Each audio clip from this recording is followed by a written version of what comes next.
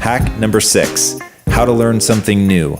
You said that once you decided that you had found a real problem, that you began reading voraciously on the topic. How do you approach, in fact, give us the real example of this. When you decide that you're going to get into that, how do you learn about it? Your knowledge on this subject now is huge. If you are an expert in that field, my best advice is not to go do something in the space that you know a lot about. If you are an expert, you're only able to make an incremental improvement to the things that are already being done. So I always tend to, this is my seventh. Because you've limited your own way of thinking? Because you take many of the things as granted. That means the foundational things that you have, you take them as granted.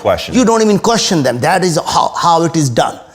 When you come from outside the industry, you're able to question every single thing that people have taken it for granted. So if you think about, this is my 7th company, and I've never started, no two companies have ever been in the same industry. Wow. Right? When I started space, I had no idea how somebody is going to go to the moon. My first question when somebody asked me that was, I have no idea, it keeps moving.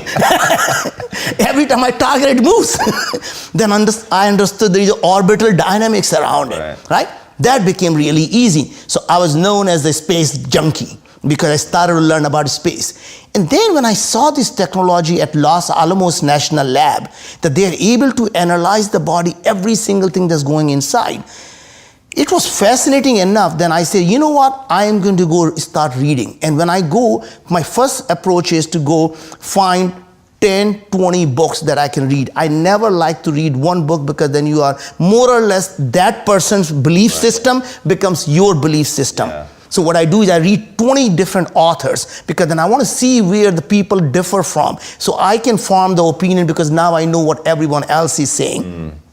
Then I start reading all the science journals. What do you do when you encounter something though that you don't understand? The microbiome is so vast.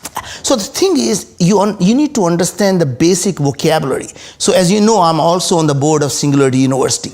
And being on the board of Singularity University, it gives me the basic background of what is genetics, what is epigenetics, what is the nanotechnology, what is the neuroscience, and the basic vocabulary. Once you have that, you're able to make a lot more sense when you read the articles, when you read the books. And then what I do is in each subject, that when I'm learning, I set my Twitter feed only for the science journal, only in that field. That means I'm going to be looking at the Science magazine, the New Scientist, and every single science magazine that has the articles about that subject. And when I wake up in the morning, I get up around 4:30 in the morning, and I spend the first 2 hours just going through every science journal, what has come out since I went to bed.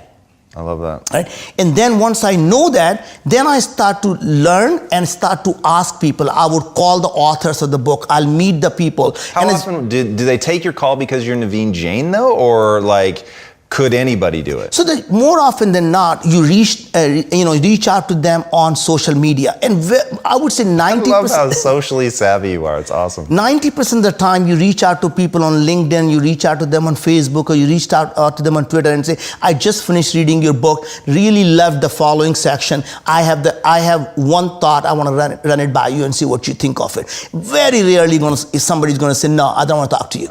Right? So people will say, "Send me your thought. Here's my email." And that's how you start the conversation.